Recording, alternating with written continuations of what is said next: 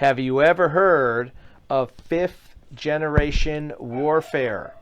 Look, if you're not in the military, not in the army, if you're not interested in war or politics, it doesn't matter. Fifth generation warfare has nothing to do with actual war like bombs and tanks. It has to do with your everyday life of things you have to battle against. Look, this culture, this society has gotten very polarized. There's two sides and they're arguing back and forth. Doesn't matter what side you're on. And you know the two sides I'm talking about. You know that the two groups of people that both believe they're right and believe the other side is wrong, they're fighting. That's the war. You know, it used to be that wars were fought for land. Wars were fought with armies and tanks, and they would take over ground. They would conquer the earth and capture people. That's how you won a war. You invaded another country and you made their people your subjects, and you took the boundaries and you redrew them so you own this land. Wars are not fought that way anymore. Wars are fought for your mind. Your brain is the battlefield. Your brain is what's being fought over. So when you see things online, social media, news stories, maybe education, maybe influencers, maybe propaganda, it's trying to capture your mind to a certain way of thinking. That's step one. So the battlefield isn't a piece of dirt. It's not hill number 104 in Vietnam. It's not the Battle of the Bulge in Europe. It's not Tinian Island in World War II in the Marianas. It's not Pearl Harbor. It's not Gettysburg in the U.S. The battlefield is your brain. Because they don't need to take the ground anymore. If they take your brain, all the ground around you, now they own. Because you've been conquered. That's step one. How do they conquer your brain? Well, it's through social media. It's through the things that you see pop up on your feed, your news feed. How do they know to tell you those things? How do they know you want to hear those things? Each one of those things very subtly changes your thought process. And eventually, it's going to change your mind. Now, let me ask you this. If you think back 10 years, 15 years ago, were you dramatically different in your thought process? Did you think differently about other people? Did you think people were different back then? Were people nicer? Were people more easy to get along with? Did people have more similar points of view than you do? Was it easy to go into, let's say, a restaurant, you sit down and you're at a table and the people at the table next door, you might do small talk. Hey, how's it going? Good weather. Hey, that looks pretty good what you ordered, right? You did small talk with people. If you're at a gas station, the guy or lady next to you pumping gas at the next pump, you might say, hey, how's it going? Nice car, right? Do you do that anymore?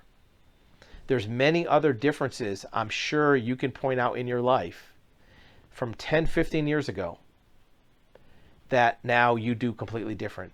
That's because your brain has been captured by the enemy. The battlefield is your mind, and you're partially conquered already. What's step two? Once they conquer your mind, now you're no longer the battlefield. Now you are a warrior. Now you are a soldier. Now you are out there conquering other minds. You are fighting the battle for the enemy. So you have to be very careful. You can't let the enemy conquer you, because once they do, now you will be a foot soldier for the enemy. So individual humans, individual people, actual humans now are both the battlefield and the soldiers. First, you have to become captured as a piece of land, as a piece of real estate. You have to be conquered as territory.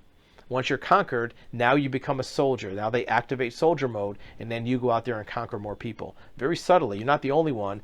Your influence on another person and other battlefield conquest will influence that person. You're not just going to be the only thing that captures another person. You'll just be one part of 10 or 15 people that capture them. It could be things you say on social media. It could be things you say to your friends or relatives, but it's all a very subtle conquest.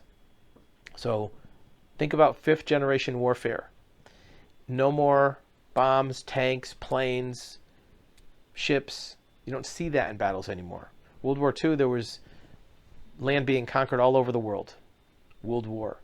Now, they don't want to send soldiers. They don't want to send troops. They don't want to send billions of dollars worth of machinery to another country to blow things up, because it's a waste of time. It's a waste of money. All you need to do is do it electronically. You can do it through the web. You can do it with social media. You can do it with phones.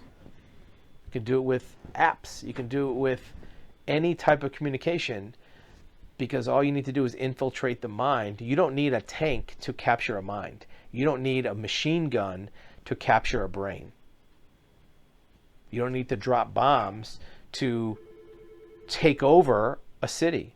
You can take it over with news. You can take it over with information.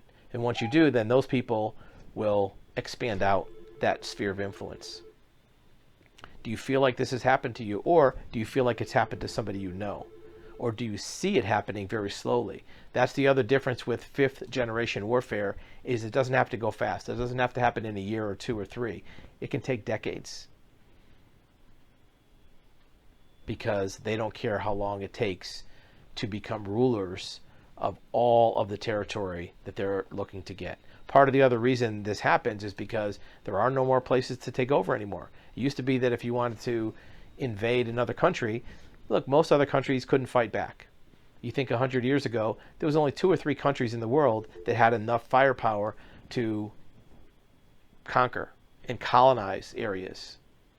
Colonization was only done by a handful of countries over the years, right? Now, all the countries at least have enough firepower to defend themselves from being colonized, most countries. So you're not going to go in and invade almost any country. You might win in the long run, but you're going to take a lot of losses. Look at Ukraine and Russia. Ukraine is not a very powerful country in terms of military. Russia was one of the, in the Cold War, they were the top country. They have nuclear weapons. They are still 2 or 3 years in, and they haven't won the war against Ukraine, because most countries can at least fight back. So those kind of wars don't happen. Now, the smart countries and power bases, not just a country, sometimes it's a group of countries or a mindset, they don't use military. They use electronic, influence, education, social media, propaganda, misinformation, disinformation, to convert minds and then use those minds to be warriors elsewhere. Tell me how you see this happening. Even after hearing this, what things have you seen that now make sense because of fifth generation warfare?